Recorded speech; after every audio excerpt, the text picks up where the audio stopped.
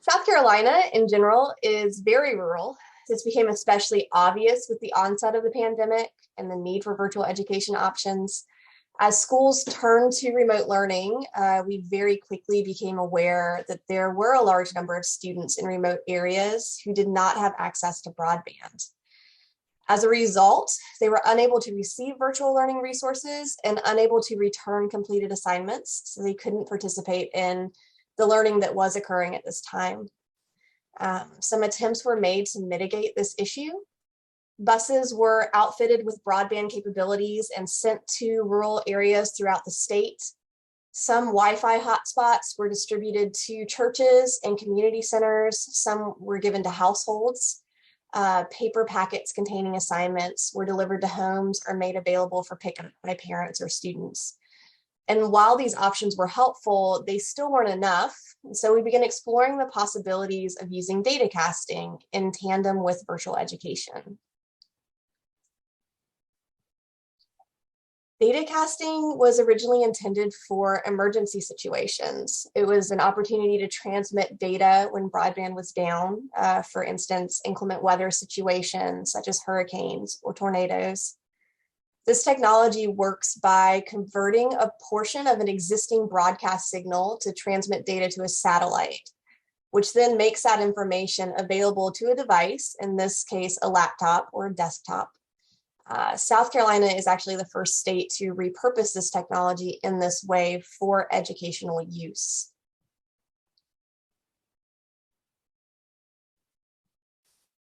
We were fortunate in that South Carolina already has an existing broadcast signal that covers 98% of our state.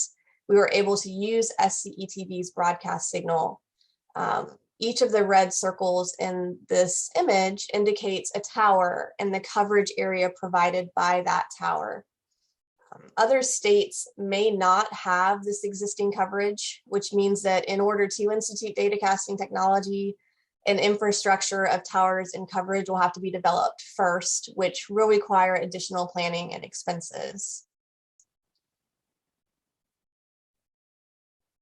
And through the grant, we've been able to fund 300 datacasting kits to be distributed throughout 30 districts during the lifespan of the grant.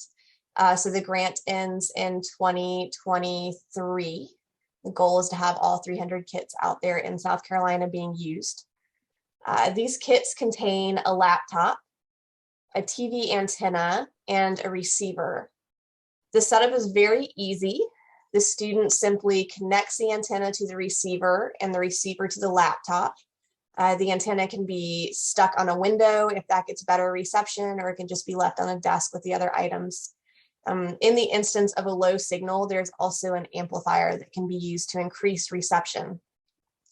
Since this picture was taken, there have been some innovations in how all of this works together, and the receiver actually now connects to the laptop via a wireless connection, so you don't have to be tied to the same area like you were previously. And to kind of wrap up and bring all of this back around at the end of my portion of the presentation, this is a really great video that SCETV put together to educate the public on kind of the origins of datacasting and what is involved in this process. And they were kind enough to let us share that with you guys today. So thank you so much for your time and enjoy the video.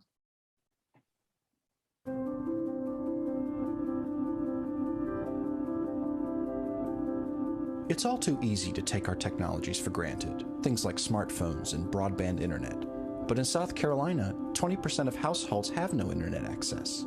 And because of the COVID-19 pandemic, that gap is more crucial than ever, with hundreds of thousands of students learning from home, but unable to use online learning tools. Fortunately, there are other ways to send content to those students, including something a little unexpected, taking legacy technologies and adding some innovation. See, part of a TV broadcast signal can be used for sending encrypted data. This is known as datacasting. It's often used by public safety personnel to get important information when radio and cellular systems get overloaded. All kinds of files can be transmitted this way: images, videos, HTML files. So why can't we use datacasting to send educational content to students without internet access? Turns out we can.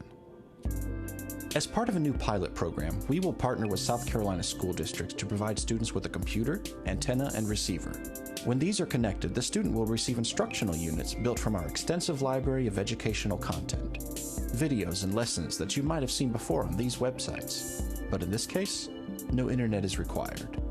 The content is viewed through an internet browser, and it simulates the browsing experience. It's also secure, since the data is private, and the content is completely controlled by the sender.